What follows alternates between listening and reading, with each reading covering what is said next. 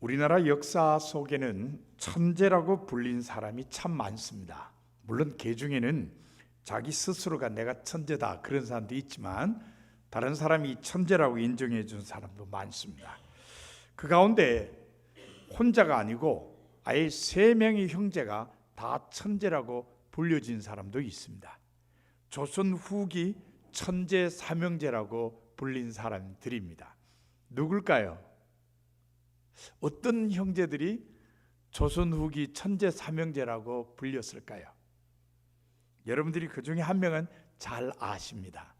바로 다산 정약용과 그리고 두 형들입니다. 원래 정약용 형제는 4명이에요. 형제가 4인데 제일 위의 형에 대해서는 알려진 바가 거의 없어요. 이 사람의 이름이나 이 사람의 행적이나 이런 것에 대해서 알려진 게 없습니다. 그런데 곧 둘째, 셋째, 넷째, 제일 막내가 정약용인데요. 둘째 형 이름이 정약전이고 셋째 형 이름이 정약종입니다. 그래서 약전, 약종, 약용 이 삼형제가 조선 후기 천재라고 알려졌습니다.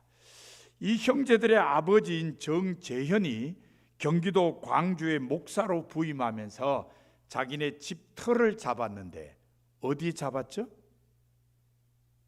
여러분 잘 아시는데 바로 마제라는 곳, 바로 말이 쉬어가는 언덕이라는 뜻으로 마제라는 곳에 터를 잡았습니다. 지금 행정구역으로는 양평군 조안면 능내리 일대라고 얘기할 수 있습니다. 자, 바로 이 마제에서 이 정약용의 형제들이 태어나 자랐습니다. 그런데 이곳이 훗날 우리나라 천주교회의 발상지가 된 천진암과 가깝습니다. 멀지가 않아요. 자, 18세기 말에 정치적으로 남인에 속해 있던 실학파 학자들이 서학을 연구하던 중에 천주학을 접하게 되었습니다. 바로 그 천주학을 연구하던 곳이 천진암입니다. 지금도 천주교에서는 거기를 성지로 구분해 놓고 뭐 건물도 짓고 그러죠. 굉장히 오랜 세월 건물을 짓고 있는 것 같습니다. 자, 1784년에 천진암에서 천주학을 연구하던 사람 중에 한 사람인 이성운이 북경으로 파송을 받았습니다. 그래서 북경에 가서 영세를 받았어요. 그러니까 최초의 세례받은 천주교인이 된 겁니다. 그러면은 이성운을 북경으로 보낸 사람이 누구냐? 이벽이라는 사람이에요. 이벽이라는 사람이 주도가 돼서 천진암에 모였었고, 이벽이 당신 이성운에게 당신 북경에 좀 가서 천주학에 대한 자료를 좀 구해와라. 그랬더니 이성운이 그 가서 자료만 구해온 게 아니라 신부들을 만나고 접촉하면서 세례받고 천주교인이 되어 돌아왔습니다. 이벽은 이성운이 북경에서 세례받고 가져온 여러 천주교 관련 책들을 통해서 신앙의 확신을 가지게 되었습니다. 그러니까 이성운은 세례를 받고 와서 완전한 천주교인이고, 이벽은 이성운이 가져온 책자를 통해서 신앙의 확신을 갖게 된 겁니다. 자, 그 다음에 이제 주변 사람들을 전도하기 시작합니다. 주로 이벽과 이성운이 했는데 권일신, 철신, 권일신, 권철신 두 형제, 그리고 앞서 언급한 정약전, 정약정, 정약용 이 삼형제에게도 전도했습니다. 그래서 이들 모두가 천주교 신자가 되었어요. 정씨 삼형제가 쉽게 천주교인이 된 것은 이들을 전도한 이성운이 자기 매형이었기 때문에 그렇습니다. 그러니까 정씨 삼형제는 자기 매형이 전도를 하니까 매형의 권유를 따라서 천주교인이 된 겁니다. 사실 전도는 이벽이 많이 했어요. 그 이벽이 많은 사람을 전도해서 천주교인으로 만들었는데 사람이 많아지다 보니까 무슨 일이 일어날까요? 소문이 나게 되죠. 어이구 저 남인 사람들이 모여가지고 이상한 걸 연구한대, 이런 소문이 나기 시작했습니다. 그래서 박해도 아울러 받게 되었습니다. 사람이 많아지니까 노출이 됐고 그 노출 때문에 박해를 받았습니다. 박해를 받으니까 사람들이 흔들려요. 그래서 1786년 이벽이 33살의 젊은 나이로 죽었습니다. 그런데 이 죽기 전에 이벽이 배교를 했어요. 억압을 받으니까 배교를 했습니다. 그 다음에 1791년에 신의 교난이 일어났습니다. 이 신의 교난이 일어나서 많은 사람들이 박해를 받으니까 배교를 해버렸습니다.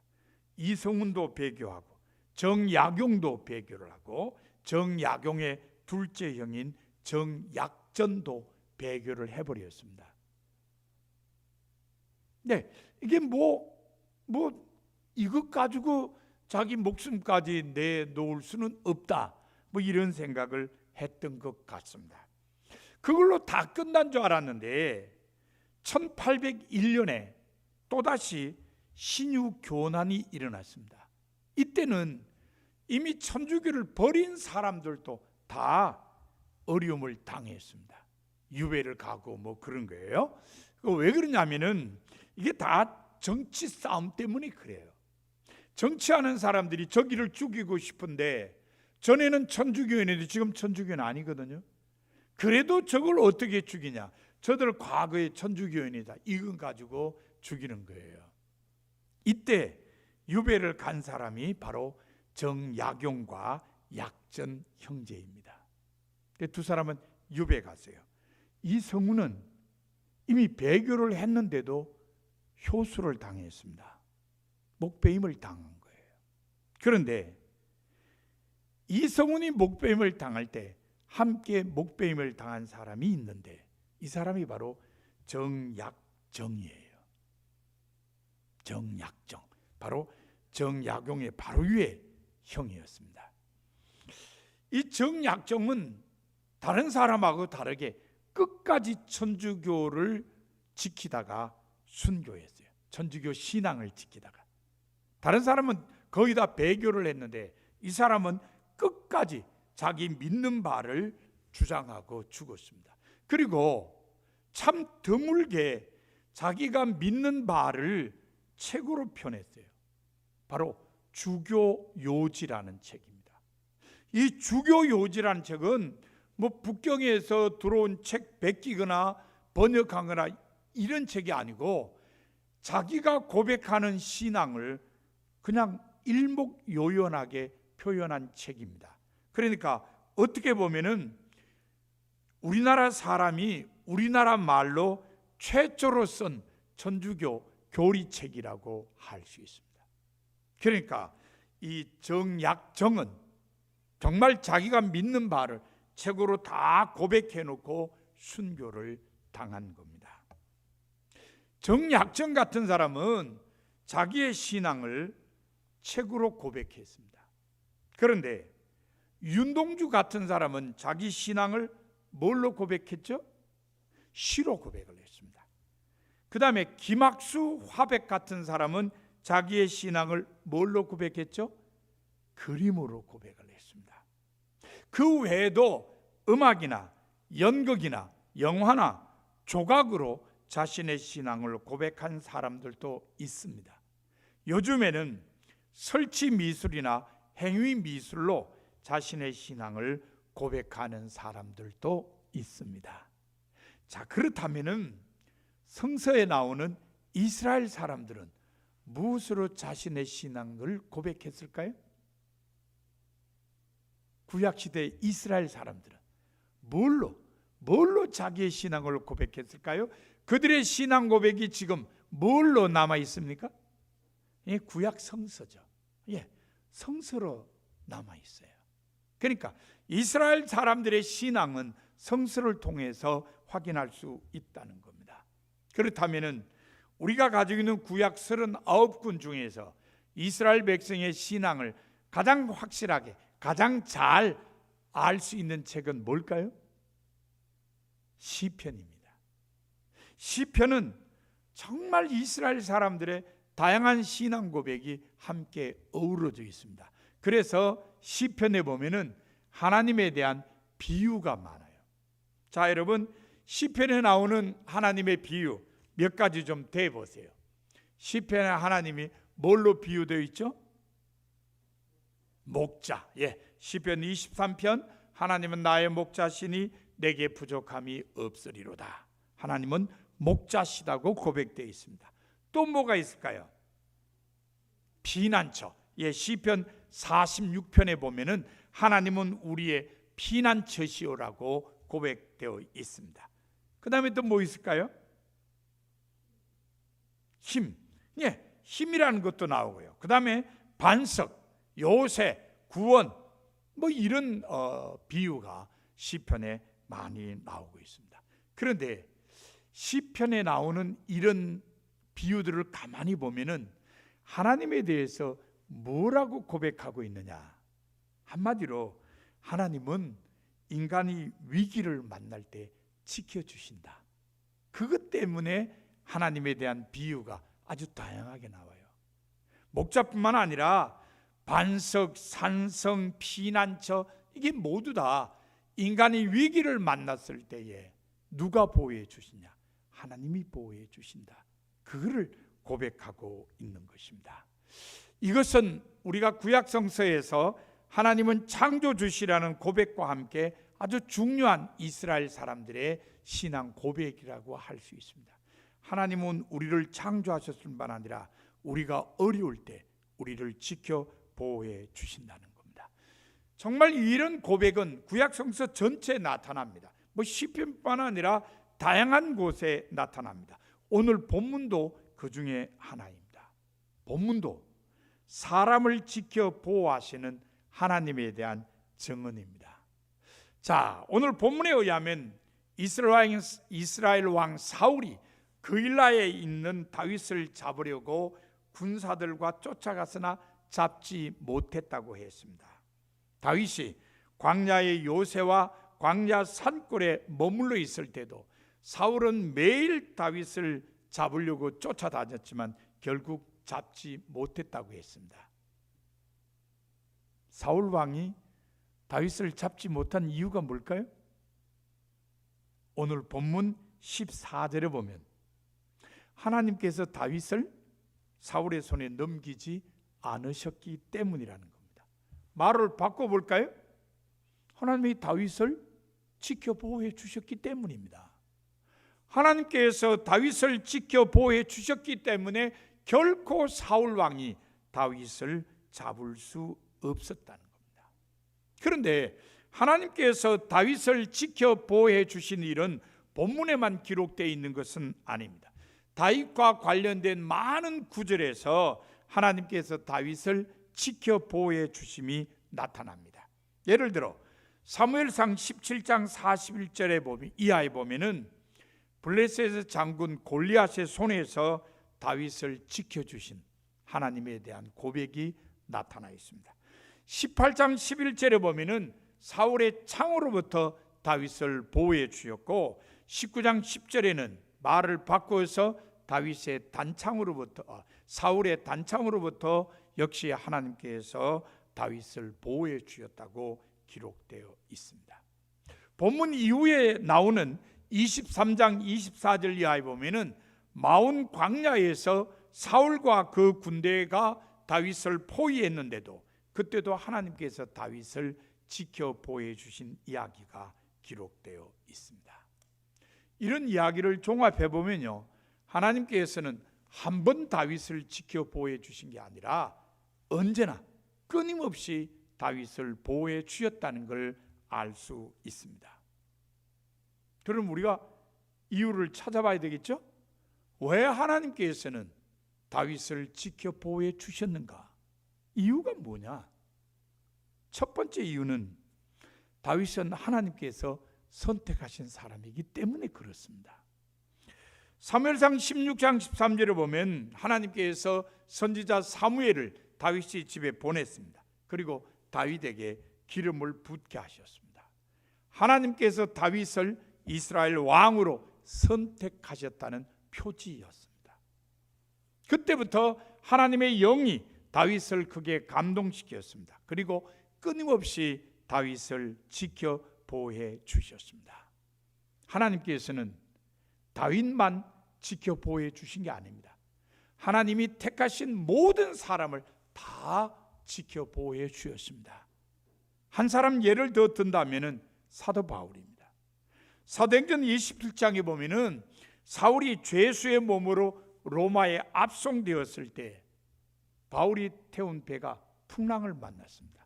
처음에는 잔잔하게 항해를 잘했는데 미항이라는 곳에 왔을 때 바울이 앞만 봐도 이게 위험해요. 그래서 백부장에게 항해를 계속하면은 우리가 어려움을 당할 수 있으니까 여기서 겨울 나고 따뜻한 바람이 불면은 항해하는 게 좋겠습니다. 그랬더니 이 백부장이 다윗의 말을 듣지 않고 바울의 말을 듣지 않고 선주의 말을 들어서 선주야 빨리 가야죠, 그렇죠? 그래야 하루라도 경비가 덜 들잖아요. 선주의 말을 듣고 항해를 강행했습니다. 그러다가 유라굴로라는 풍랑을 만나서 14일간 표류했습니다. 그때 하나님께서 바울에게 이렇게 말씀하셨습니다. 바울아, 두려워하지 말라. 네가 가이사 앞에 서야 하겠고 또 하나님께서 너와 함께 항해하는 자를 다 네게 주셨다. 그러니까 너로 인해 이 배 탄 사람들이 다 살게 된다. 그렇게 말씀을 주셨습니다. 하나님 말씀대로 바울과 그 일행은 14일 후에 멜레데 섬에 도착해서 모두 구조될 수가 있었습니다. 그렇습니다.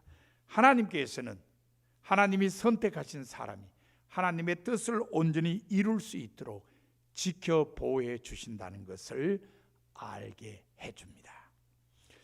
하나님께서 끊임없이 다윗을 지켜 보호해 주신 두 번째 이유는 하나님께 대한 다윗의 믿음 때문입니다.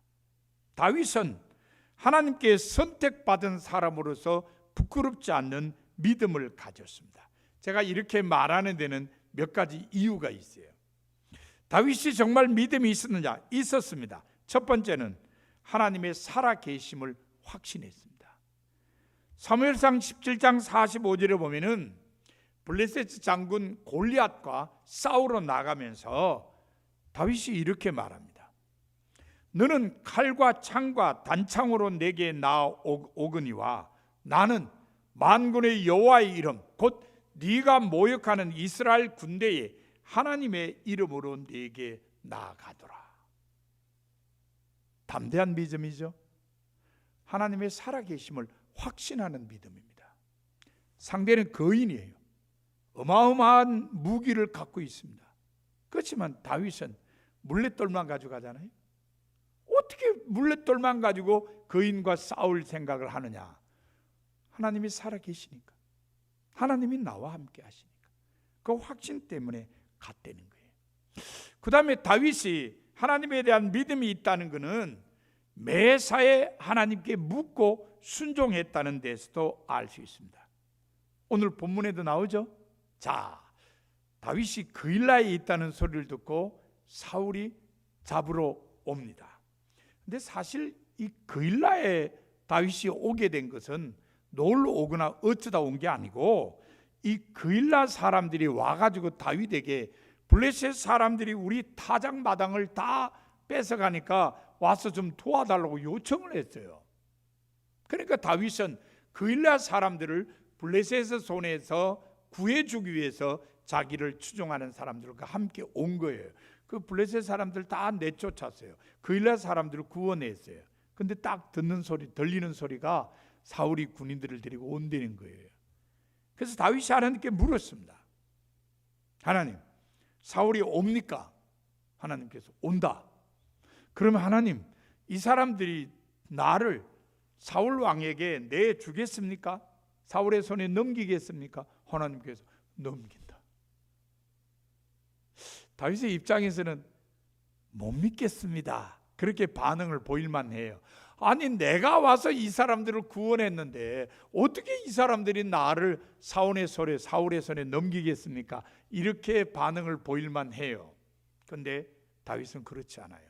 하나님께서 넘긴다니까 알겠습니다. 그리고 자기 추종자들하고 도망갔어요. 이렇게 하나님께 묻고 하나님의 응답해 주신 대로 순종한다는 것은 하나님께 대한 믿음이 있다는 거예요. 그 다음에요, 다윗에게 하나님에 대한 믿음이 있다는 것은 하나님이 세우신 사람을 소중히 여기는 걸 보아서도 알 수 있습니다. 사무엘상 24장 4절에 보면요, 다윗이 엔게디 광야에 있다는 말을 들은 사울이 군인들과 함께 엔게디로 이 다윗과 그 추종자를 잡으러 왔어요. 근데 사람이 뭘 해도 급한 일은 가끔 있어요. 그죠? 급한 일이라는 게 뭐죠?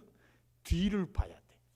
뭐 다윗 잡는 것도 중요하지만 당장 그냥 뭐 밀어내기가 일어나고 있으니까 안 되겠다 싶어서 굴에 들어갔어요. 큰 굴에 들어가서 아무도 안 보는 데서 뒤를 봤습니다. 근데 마침 그 굴 안쪽에 다윗과 추종자들이 있었네요. 가만 보니까 누가 들어와요. 보니까 사울이야. 어떡하지? 그랬더니 앉아서 뒤를 봐요. 그러니까 다윗이 몰래 가서 옷자락을 이렇게 잘랐어요. 그래도 그게 다윗에게 마음이 안 됐는데 다윗의 추종자들은 죽이려는 거예요. 이게 하나님이 주신 기회 아닙니까? 이 굴 안에 혼자 들어왔는데 지금 뭐 아무런 방비도 없이 그냥 뒤를 보고 있는데 확 꽂으면 되지 않습니까? 옷도 잘라왔는데 뭘 못하. 다윗이 안 된다고 말렸습니다. 왜요? 하나님이 세운 사람이라는 것 때문에. 하나님이 세운 사람을 내가 어떻게 해칠 수 있느냐. 자, 나중에 사무엘상 26장 9절 이하에 보면요, 다윗이 십 광야에 있을 때 또 사울이 군인들하고 잡으러 왔어요. 근데 밤중이 돼가지고 다윗이 이렇게 보니까 다 자. 가운데 왕도 있고 뭐 신하들도 있지만 군인들이 다 자요. 그래서 다윗이 아비새라고 하는 장군하고 둘이서 몰래 가가지고 이 사울 옆에 있는 물병하고 창을 가지고 왔어요. 그때도 아비새 장군이 죽입시다, 여기서 찔러면 되는데, 그랬더니 안 된다는 거예요. 왜? 이유는 똑같아요. 한결같이 하나님이 세운 사람을 내가 해칠 수 없다. 그렇게 해서 사울을 살려줬어요. 자, 하나님이 살아계시기 때문에 내가 저 거인하고 싸울 수도 이길 수 있다는 믿음, 매사에 묻고 하나님의 응답에 따라 순종하는 것, 그리고 하나님이 세운 사람을 소중히 여기는 것, 이거는 모두 다윗이 하나님에 대한 확실한 믿음을 갖고 있다는 것을 알려주는 겁니다. 그러니까 하나님께서 보호해 주시죠. 하나님에 대한 분명한 믿음을 가지고 있는데 하나님이 어떻게 보호해 주지 않으시겠어요? 그래서 다윗이 보호를 받았다는 겁니다. 자, 세 번째로 우리가 이 다윗이 왜 하나님의 지켜주심, 하나님의 지켜 보호하심을 받을 수 있느냐는 걸 찾아보면은 주변 사람들에게 담이 되어준 이웃 사랑 때문에 그래요. 사무엘 25장 15절과 16절을 보면요, 다윗이 바란 광야에 마온이라는 곳에 있을 때 그 지역에 나발이라는 사람이 있었는데 아주 양떼가 많았어요. 그 하인이 나발의 아내에게 이렇게 말했어요. 우리가 들에 있어 그들과 상종할 동안에 그 사람들이 우리를 매우 선대하였으므로 우리가 다치거나 이런 것이 없었으니 우리가 양을 지키는 동안에 그들이 우리와 함께 있어 밤낮 우리에게 담이 되었습니다. 그들이 우리에게 담이 되었다. 다윗 일행이 자기들의 담이 되어 주어서 자기들이 다치거나 양을 잃어버리는 일이 없었다는 의미입니다. 여러분, 담은 뭘 의미하죠? 제일 먼저 떠오르는 게 경계죠. 이게 담을 쌓아놓으면 이게 우리 집 경계다, 그런 거 아닙니까? 옆집하고도 담 쌓으면 그게 우리 집과 옆집의 경계가 됩니다. 그런데 이 담이라고 하는 것은 경계의 의미도 있지만 보호의 의미도 있습니다. 담을 쌓아놓으면 그 안에 사람들은 보호를 받는다는 의미죠. 담을 조금 높게 쌓으면 뭐가 되죠? 성이 되는 거죠. 성이라는 게 결국 사람들을 보호하는 거죠. 이 점에서요, 우리나라 성은 매우 의미가 있습니다. 우리 서울 한양성 생각해 볼까요? 한양성이 있습니다. 성 밖에 사람이 살았어요, 안 살았어요? 살았죠. 예. 뭐 대감님들이나 이런 높은 지위의 사람들은 성 안에 살고 천민들 이런 사람들은 성 밖에 살았습니다. 그런데 전쟁이 일어나요. 외적이 쳐들어와요. 성 밖의 사람들을 어떻게 하죠? 성 안으로 다 들어오게 합니다. 네, 성 안으로 다 들어오게. 이게 우리나라 성의 의미입니다. 우리나라 성은 외적을 방어함과 동시에 성 밖에 사는 사람들을 성 안으로 들어와서 보호하게, 그런 의미가 있는 겁니다. 자, 똑같은 거예요. 지금 나발의 하인들이 자기 주인의 부인에게 이 사람들이 우리에게 담이 되었습니다. 이 사람들이 우리를 보호해 주었습니다. 그런 고백을 하고 있는 겁니다. 바로 이것은 이웃 사랑입니다. 이웃 사랑이에요. 사무엘상 22장 2절에도 보면은 다윗이 도피 생활할 때 많은 사람들이 다윗과 함께 했어요. 근데 그 사람들에 대해서 성서 저자가 뭐라고 설명한지 아십니까? 이렇게 설명했어요. 환난 당한 모든 자와 빚진 모든 자와 마음이 원통한 자가 다 그에게로 모였고 그는 그들의 우두머리가 되었는데 그와 함께한 자가 400명 가량이었더라. 이 400명 가량 되는 사람들은 그 사회에서 적용을 못해요.